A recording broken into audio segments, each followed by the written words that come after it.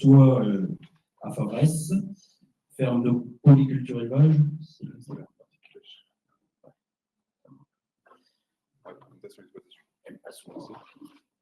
Ferme de polyculture élevage, élevage charolais Nesseur. Et sur l'exploitation ou à côté de l'exploitation, on a une quarantaine d'hectares de peupleraies qui a toujours été chez nous. Alors on en a acheté au fur et à mesure, hein, on réinvestit tous les ans. Et avant de démarrer, je vais vous donner un mot. Le peuplier, c'est une culture. Je préfère le dire parce que j'entends beaucoup de gens, c'est milieu forestier, tout ça, ben c'est le milieu semi-forestier. Et ceux qui ne prennent pas ça comme une culture, souvent se plantent. Donc, derrière, il y a un ITK, il y a des choses à faire, des choses à savoir, et avant de se lancer, c'est bien de s'intéresser. Donc oui, depuis tout petit, moi j'ai toujours connu ça, on plantait quand j'étais gamin. J'ai eu mes premiers peupliers à 17 ans, enfin j'ai planté mes premiers peupliers à 17 ans. Je les ai récoltés à mes 34 ans. Et c'était l'année 2016, et ça m'a bien aidé cette année-là, compte tenu des blés qui étaient très bons. Donc, pour vous donner un peu un ordre d'idée de comment s'articule la production de peupliers sur l'exploitation agricole, parce qu'il y a des chiffres qui font peur quand on voit qu'il faut 15 à 25 ans de cycle. Effectivement, maintenant, c'est à moi de vous convaincre demain d'aller en planter. Et ça, je pense que quand j'aurai fini, vous allez oublier tous mes autres collègues et vous allez tous aller planter du peuplier. Bien. Donc, oui, un cycle long de 15 à 25 ans. Effectivement, après, ça dépend de l'ITK que vous mettez en place. Les Italiens, eux, sont à 12 ans, par exemple, avec des peupliers un peu plus petits, une mécanisation plus grande. Aujourd'hui, nous, on y arrive. On sait faire du peuplier. Moi, j'en ai vendu à 16 ans, 17 ans. Et puis, avec mes parents, parce que sur une quarantaine d'hectares, je suis propriétaire de 25 et mes parents, le reste, je suis en propriété. On a ce qu'on appelle aujourd'hui un roulement. C'est-à-dire qu'on arrive à en vendre quasiment tous les ans, tous les 2 ans, voilà, si on a besoin d'argent ou pas d'argent, ou si les cours sont très bons, et puis on peut vendre un lot, etc. Et puis, ils ne poussent pas tous pareil. Et effectivement, ce qui explique le cycle long, on le verra plus tard, c'est aussi la station. On appelle ça une station, le terrain de peuplier. Donc, forcément, tout ce qui est terrain alluvionnaire, bordure de rivière, va mieux que le terrain de plaine. Après, l'ITK, on va apporter un peu plus d'engrais sur les zones de plaine et puis un peu moins le long des rivières. Donc, je vais mis que la rentabilité se calculer sur l'ensemble du cycle. Effectivement, le peuplier, quand vous parlez de 15, 20 ans, il n'y a qu'une vente, s'il y a vente. Et pour comparer tout ça, on parle de moyenne annuelle simple, c'est-à-dire des euros hectares et par an. On ramène toujours ça à l'hectare pour savoir si ce que l'on a fait était bien, si ce qu'on a travaillé était bien. On verra le TRI, bon, c'est un taux, c'est juste pour donner une idée. On ne travaille pas non plus forcément avec ça, mais c'est pour vous donner une idée par rapport à l'argent qui serait placé en banque et puis sur d'autres placements. J'ai identifié 3 blocs, les recettes à la coupe finale. Donc, on va voir, donc c'est des volumes de bois par un prix de vente. Les coûts du cycle, ce que ça coûte la production de peupliers, et une hypothèse structurante, donc qu'est-ce qui se passe durant la rotation, comment on plante, etc. Je vais essayer de faire court, sinon on peut passer toute la nuit. Donc, pour estimer ces recettes futures, on a une productivité annuelle de 12 à 18 mètres cubes. Évidemment, quand vous plantez, vous n'avez pas 12 mètres cubes au bout d'un an, c'est exponentiel. Et après, ça dépend de la station et des choix de cultivars et des que vous mettez en place. Plus vous êtes performant, plus votre station est bonne. Évidemment, vous approchez les 18 mètres cubes par hectare et par an. Et j'ai mis une règle d'or, c'est valable pour l'élevage quand on veut un veau par vache et par an. Et quand on plante un plant de peuplier, ce qu'on espère, c'est avoir 1 mètre cube au bout de 15 ans, 16 ans, 17 ans, 18 ans. Ça, c'est ce qu'on espère. Et donc, pour 200 tiges hectares, l'idéal, c'est de récolter 200 mètres cubes dans le minimum de temps. Le prix de vente, là, dans l'exemple que je vais vous donner, j'ai pris un ordre de grandeur de 73 € le mètre cube. J'assume ce prix. Aujourd'hui, on peut avoir nettement mieux, mais sur des peupliers qui sont vraiment bien élagués et tout ça, c'est un prix moyen que j'ai pris sur 5 ans. C'est vrai que ces dernières années, on est plus sur du 90, 100, 110 € le mètre cube. Mais bon, je ne suis pas vendeur de Polonia. Là, je vous vends un peu du peuplier, donc on va rester tranquille et sur des prix corrects. Donc, les prix varient énormément suivant la qualité du bois, le lot, la taille, et puis si c'est en bordure de chemin ou pas, le coin, si c'est loin des usines. Je ne vous ai pas dit d'ailleurs le peuplier, la base du peuplier, donc la bille et la surbille, ça sert à faire du contreplaqué. Et autant que dans les années 90, on était une filière un peu en décrépitude parce qu'on misait tous sur le plastique. Et depuis les années 2000, on est revenu vraiment à des choses biosourcées, des choses locales, et le peuplier s'inscrit totalement dans cette schématique-là, parce que ça se régénère très très bien. Ça a un cycle court, une rentabilité intéressante, on va le voir, et on fait du contreplaqué pour la construction, pour l'automobile, pour le caravaning, et puis tout ce que vous servez avec du contreplaqué. C'est très intéressant de visiter d'ailleurs des usines de déroulage. Ça ne paraît pas grand-chose, hein. C'est des massicots, c'est une dérouleuse. Vous avez 30 mètres qui sortent et puis ça découpe et c'est beau à voir. Pour celui qui aime les peupliers, effectivement. On va rentrer dans la maîtrise des coûts, la densité, donc un coût technique. Alors, je ne parle pas du foncier, le foncier, on pourra l'aborder. Effectivement, celui qui veut se lancer dans le peuplier, j'ai entendu une question tout à l'heure sur des prairies humides. Oubliez le miscanthus, c'est has-been, planter du peuplier, vous verrez, vous y retrouverez. Je plaisante. Le coût technique, donc 3 600, 4 900 euros de l'hectare, effectivement, je vous prends des prix par entreprise. Pour vous qui êtes paysans, vous avez tous un tracteur. Si vous commencez à avoir une dizaine d'hectares, c'est que ça commence à être intéressant d'avoir une tarière pour planter soi-même. Et très intéressant pour aller faire des remplacements, parce que ce qui coûte cher, c'est le remplacement. Quand il y a un arbre ou deux à aller changer dans une parcelle, faire venir une entreprise, c'est là où ça peut déborder. Donc là, on parlera que de coûts parfaits par entreprise. Alors, de 2 à 3 300 euros de l'hectare. Quand on fait des plantations 7 sur 7, on est à 204 plants hectares. Vous retenez entre 12 et 15 euros du plant de peuplier planté. Voilà. Inclus 3 ans d'entretien, j'étais un peu généreux. En fait, aujourd'hui, les pépiniéristes, ils n'incluent rien du tout. C'est à vous de vous débrouiller. L'entretien, je ne l'ai pas mis dedans, bien que ça soit légal. Comme diraient certains pépiniéristes, on vend le plan et on vend l'ordonnance avec, c'est-à-dire un petit peu de glyphosate au pied durant les 3 premières années. Sinon, il y a d'autres méthodes, le rouleau hollandais ou alors le cover crop interligne, parce que le peuplier a horreur il veut de l'eau l'année et il ne faut pas qu'il y ait une concurrence sur l'eau. Et maintenant qu'on est donc dans les années 80, pour ceux qui ont connu, on plantait, on se disait rendez-vous dans 20 ans. Aujourd'hui, c'est totalement fini. On plante du peuplier, on l'entretient. On élague, on désherbe, on met de l'engrais s'il faut pour les stations un peu faibles. Et puis, c'est ce que je vous disais en début, c'est une culture. Donc, je ne vous imagine pas semer du blé et de se dire demain, je vais arriver avec la moissonneuse et je vais le faucher, ça va bien se passer. Je pense que vous aurez des surprises. Le peuplier, c'est exactement pareil. Donc, il faut l'entretenir et ça, forcément, c'est quand même à l'agriculteur de le faire. On verra, il y a d'autres solutions, je vous présenterai à la fin. Taille et élagage de formation, environ 1 600 euros, on est pas mal. Il faut savoir, faut retenir la règle de 3, 5, 7, 3 ans, 3 mètres de tronc, 5 ans, 5 mètres, 7 ans, 7 mètres. Évidemment, c'est à mettre en corrélation avec le code pouce de peuplier, le plan, le terrain, etc. Ça peut être de 2 ans, vous pouvez déjà être à 3 mètres, etc. Donc, on a une rotation de 15 à 20 ans, une densité, donc je vous ai pris ce qui se fait pratiquement partout, 200 tiges, 204 tiges, donc du 7 sur 7. Il y a du 7 sur 8, il y a des gens en 6 sur 6. J'ai fait une plantation chez un collègue en 5 sur 5. Je crois que c'est ce qui s'appelle un one-shot. Hein. Le gars, il a 60 ans, donc il sait qu'il les récoltera qu'une fois, donc il m'a dit de forcer. C'est un peu idiot, mais bon, c'est pas grave, c'est comme ça. Ça coûte cher en plan.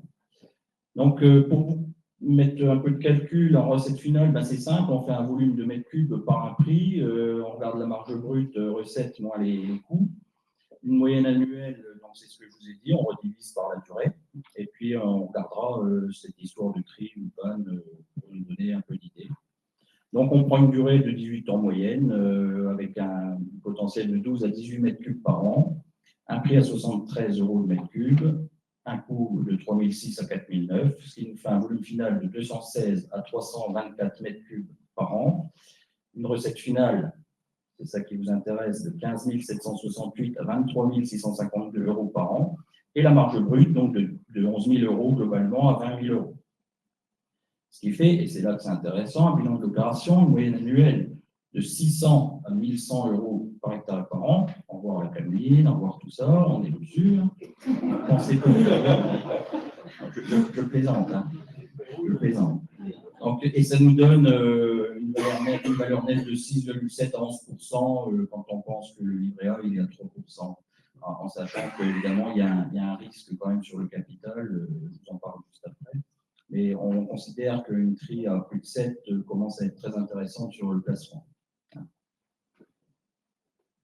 Alors, les 4 facteurs clés du succès, une qualité de bois, donc ça, c'est forcément, bon, il y a la plantation, je ne l'ai pas mis, mais la plantation, c'est un facteur clé, hein, c'est comme un SMIC, il ne faut pas le louper. L'élagage, et je dirais même, pour ne pas l'avoir mis, la taille de formation est très importante, hein, une double tête, il faut couper, etc. Donc, il y a quand même un passage à faire, aller voir ses plans, mais quand on a mis ça, on compte pas et on y va.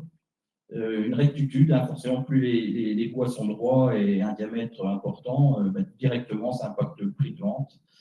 En modalité de vente, aujourd'hui, ça se fait quasiment que sur des ventes sur pied, pas comme les chaînes en vente bord de route, mais ça s'est fait. Bon, aujourd'hui, dans le peuplier, on n'en parle plus de ça. C'est vraiment, on vend, on met plus sur pied.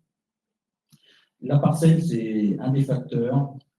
Donc, si vous voulez des prix de parcelle, on va de 1 500 à 5 000 € l'hectare. On commence même à avoir une concurrence, étant donné que le prix des arbres ont bien grimpé ces dernières années. On commence à avoir une concurrence sur les pâtures. Vous avez des acteurs locaux qui ne voient que par le peuplier, hein, des gens qui ne vivent qu'avec ça et qui commencent à venir pour taper sur des pâtures parce que une pâture, on est entre 4 000 et 6 000 € l'hectare vers chez nous. Et qui, vous verrez un peu plus loin, ils ont tout intérêt à aller planter du peuplier, parce que souvent les pâtures, c'est ce qui reste en bordure de rivière et c'est ce qui nous intéresse.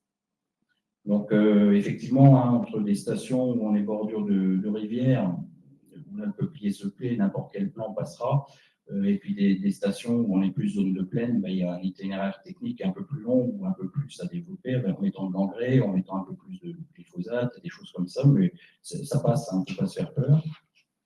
Et donc, le foncier, il y a aussi une chose qu'il faut faire très attention, c'est le nettoyage. Même si vous achetez demain des parcelles, vous dites, tiens, il ne nous raconte pas des bêtises, le petit monsieur en face de nous. Si vous achetez des parcelles, faites bien attention au coût de nettoyage de la parcelle, parce que là autant vous pouvez avoir un petit giron broyeur et entretenir vos peupleraies, autant que pour préparer le terrain avant de planter, ça peut aller du simple au quadruple, on peut atteindre des 1 500, 2 000 € facilement. Donc, il faut faire très attention en achetant les parcelles, et y compris le jour où on vend ces peupliers. Pour ceux qui ne savent pas faire de contrat de vente, il y a des organismes aujourd'hui qui sont totalement dédiés, comme les coopératives forestières, l'INEO, LPE et compagnie, qui peuvent vous accompagner, qui peuvent vous éviter de gros soucis de non-paiement, parce que pour ceux qui ont connu les marchands de vaches, marchands de bois, c'est pire. Donc, et puis de ne pas vous laisser des terrains dégueulasses, où il y a un très très gros investissement à faire sur le pont avant de planter. Avant d'arriver sur les aides et subventions, comment s'inscrit le travail sur les peupleraies dans l'exploitation? C'est assez simple. Les plantations, c'est l'hiver, donc je pense que je vois pas mal de champenois ici. Donc l'hiver, entre 2 réunions, vous pouvez aller planter des peupliers, il n'y a pas de souci. Les élagages, c'est au mois de septembre, donc impeccable. Et puis, allez voir au mois de mai ces plants, s'ils ont bien repris. Désherbage, mise de l'engrais s'il faut, et puis taille de formation pour les 2 ans, les 3 ans, etc. Dans les aides et subventions, c'est là où c'est intéressant aussi, comme pour l'agriculture, il y a énormément de choses qui se font. C'est à vous d'aller un peu piocher. Il y a tout ce qui est les dispositifs défis, donc défis acquisition, crédit d'impôt de 25% sur les achats, alors avec des plafonds de 11 000 €, des choses comme ça. Si vous atteignez des parcelles de 4 hectares et plus, vous avez des défis travaux. Donc, tout ce qui est, vous faites venir un broyeur forestier avant la plantation, vous faites planter, tout ça, ça rentre en crédit d'impôt, 25% des montants, donc c'est intéressant. Il y a le fameux label bas carbone, donc ça, je me suis un peu intéressé à tout ça, j'ai eu le temps ces derniers mois, et j'ai regardé tout ça, effectivement, donc c'est ce que je vous ai dit, les gens qui vont aller concurrencer les pâtures, et derrière, ils veulent faire du label bas carbone parce que ils garantissent le fait que la pâture ne bougera plus avec les arbres dessus. Donc, on parle d'un financement de 60 à 80% du projet, donc avec, oui, effectivement, des règles de cumul qui s'appliquent. Voilà, il y en a qui se font. Je pense quand même, sans rigoler, à la personne qui tout à l'heure demandait qu'est-ce qu'on fait d'une prairie qui peut inonder s'il ne veut pas faire d'élevage ou de foin. Mine de rien, ça peut rentrer dans ce dispositif-là. Ça peut être quand même très intéressant. Il y a la charte Merci Peuplier. Donc, à partir du moment où vous vendez des peupliers, si les gens sont chartés, vous pouvez recevoir 2,50 € des plants vendus et vous recevez de l'aide de la région 2,50 € sur les plants futurs pour la replantation. Il y a beaucoup d'aides régionales, ça je vous laisse le fait d'aller voir ce qui se passe parce que ça bouge tous les ans, mais il faut aller vraiment s'intéresser à tout ce qui se passe parce que c'est ce qui va faire le coût réduit du projet Nounoï. Pour vous donner un ordre d'idée, moi, en 2025, j'ai vendu 2 hectares de peupliers, 44 000 € net vendeur, parce que j'avais eu des aides régionales suite à la tempête de 99 qui m'avaient payé 100% de la plantation, du nettoyage, et là, avec l'argent qui restait, ça me payait le terrain. Donc voilà, il faut aller vraiment les piocher, aller voir les gens qui s'occupent de tout ça, et voilà. Et pour finir, je vais vous parler quand même de 2-3 choses que j'ai été piocher. Parce que vous allez dire, le petit monsieur est bien gentil, mais nous, on n'y connaît rien. Il se fait des choses aujourd'hui où vous n'êtes pas forcément censé être très technique et connaître. J'ai recensé 2 choses, le contrat peuplier performance, du groupe Thébault. Donc ça, c'est un des groupes qui s'est implanté à Marigny-Châtel. Les dérouleurs, ce qu'ils veulent, c'est assurer l'approvisionnement de leur entreprise. Donc, ils vont tous un petit peu chercher à faire mieux que les autres. Et puis à chercher à mettre ça sur le long terme. Et le contrat peuplier performance, donc c'est grosso modo, vous avez des peupleraies, vos enfants ils ne s'intéressent pas, ou même vous dites bon, j'ai pas envie de passer du temps là-dedans, c'est pas mon métier. Eux, ils vous font un contrat et globalement, alors j'ai pas eu les ABAC, mais globalement, ils vous donnent des sous tous les 2-3 ans jusqu'à la récolte et ils s'occupent de tout. Hein, ils enlèvent les charges. Donc, ça peut être intéressant pour quelqu'un qui dit moi, j'ai envie, mais je ne sais pas trop comment faire. Et puis, il y a aussi un autre aspect, c'est la location. Alors, location dans les bois, on n'est pas sous le statut du fermage. J'ai essayé de me renseigner avec le groupe qui faisait ça. C'est très opaque. On arrive sur des 6-7 quintaux l'hectare. Donc, j'ai un exemple sur notre contrée où la personne, un ancien agriculteur, 3 enfants, 2 filles, on ne veut pas s'en occuper. Le garçon dit je ne vais pas faire ça pour mes sœurs. Et bien, la personne elle a 50 hectares de peupleraie et elle les a loués à un groupe de Saône-et-Loire, il me semble, donc à 6 quintaux l'hectare. Donc, il reçoit à peu près dans les 10 000 € tous les ans. C'est un revenu fixe. Ce qui peut être aussi une. Je reviens juste sur le contrat peuplier performance. Aujourd'hui, on entend de recapitalisation dans nos fermes, des gens qui ont du mal à passer le cap de tout ce qui se passe en ce moment. Je suis président de GFA, on voit aussi des gens qui viennent nous voir pour dire je vais te vendre une parcelle pour le recapitaliser. Quelqu'un qui a des peupliers peut se recapitaliser aussi via ce groupe droit Thébault. On peut espérer sur 20 hectares récolter 200 000 € tout de suite. Évidemment, après, vous n'avez plus rien à vendre, c'est eux qui s'occupent de tout. Mais ça peut faire partie du jeu. Pour des gens qui me diraient, t'es bien gentil, mais bloquer des capitaux pendant 10-15 ans sur des premiers achats, aujourd'hui, il est possible d'avoir un retour sur investissement plus rapide. Alors, dans une intégration totale, mais c'est possible. Voilà. Voilà. Super question. Je peux anticiper sur le Polonia, si vous voulez. Mais... Oui. Juste une question, on a toujours une certaine difficulté sur de compréhension sur la réglementation, notamment sur les prairies.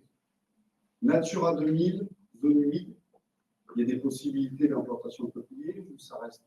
La question c'est Natura 2000, est-ce que c'est possible de... Je ne connais pas, j'ai une pâture en Natura 2000 pour moi. Alors attention, il y a un changement de destination. À partir du moment où vous plantez du peuplier, vous rentrez dans le domaine forestier, malgré tout. Je ne connais pas bien le Natura 2000, même si j'ai une pâture qui est dedans. Pour moi, je ne vois pas ce qui poserait problème. À partir du moment où on ne dégrade pas la pâture, enfin, ça ne bougera pas. Il n'y a plus la PAC. Alors, si on est en agroforesterie ici, si on est sur du 204 tiges hectares, non. Non. C'est un rêve, ça. Ça peut être une demande syndicale. D'ailleurs, les bois, si vous les mettez au syndicat, ils poussent beaucoup mieux. Donc, voilà. Merci beaucoup. Merci beaucoup. Un point sur Polonia, Alors, parce le qu'on Polonia. on entend beaucoup de choses sur le Polonia. Moi, je vous ai vendu quelque chose qui est vrai, qui est réel, qui est vérifiable. Les gens qui vendent le Polonia, alors j'ai rien contre le Polonia, hein, c'est un super bar, mais de faire le Polonia en 7 ans, recevoir 80 000 euros, je ne comprends pas pourquoi il n'y en a pas plus, c'est des vendeurs de rêve. Donc il faut se méfier quand même, il y a des ITCOP qui sont beaucoup plus complexes que ça. C'est pas je plante et je m'en vais, quoi. Donc, j'ai rien du tout contre ces arbres-là, mais attention quand même au truc alléchant. D'ailleurs, ça n'a pas vraiment pris. Le peuplier, c'est quelque chose de sûr avec une filière qui est structurée. Donc, qui marche. C'est noté. Voilà. Merci, Damien. Question. Question. Juste une question. Le contrat peuplier permanent, je ne sais pas si vous êtes en raison, est-ce qu'il s'applique à des communes? Il y a des communes qui sont propriétaires de. Alors, je ne sais pas, parce que tout ce qui est aide sur les communes, ça ne marche pas, sauf si vous êtes avec l'ONF. Voilà. Et donc, le CPP de chez Droit Intégo, je ne sais pas s'il peut s'appliquer sur une commune. Je pense que oui, parce que ça reste une vente de bois. Maintenant, je ne sais pas ce que l'administration dirait. J'ai envie de dire pourquoi pas. Voilà. Ok, merci beaucoup. Cette fois, c'est la bonne.